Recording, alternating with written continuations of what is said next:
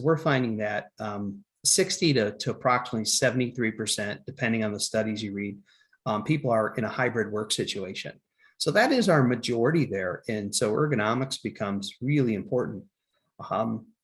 Some things that insurance companies, and I work for an insurance broker called Marsh, but some things insurance companies have found since the start of the pandemic is actually a reduction in claims over the past few years. So people working in more of a white collar and office type setting, we've actually seen a reduction in claims. So they think that everything's great. But what we're showing is that now it's not one work area, you're now managing two work areas, back at the office and back at your non-office workspace. Mm-hmm.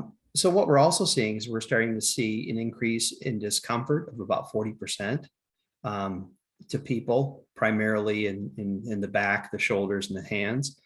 Research is indicating that we'll probably see a 10 to 16% increase in MSDs over the next 12 to 18 months. So some of the indicators out there, more people working at home, we have a bigger workspace, two workspaces now to manage. We're starting to see some indicators that, yes, we might start having problems.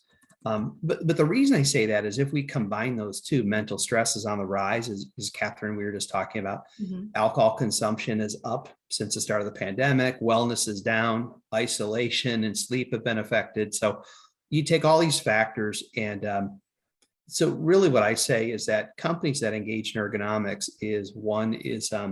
it's definitely important for them to conduct an assessment and provide some education. And this is kind of can help both office and non-office environments. What we found, what the research is showing us is that, hey, guess what?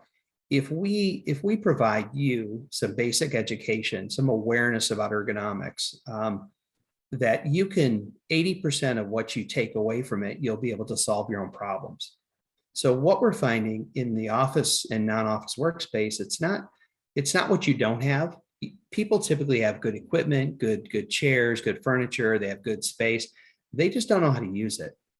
So in a majority of the cases, good education, people can be self-initiators, they can go fix their own problem.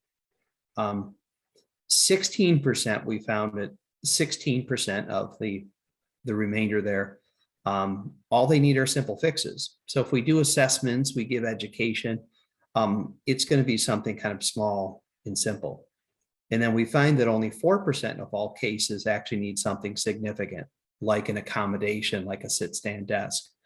So I think that the approach of ergonomics, rolling it out to the hybrid workstations, starting with education, can go a long way.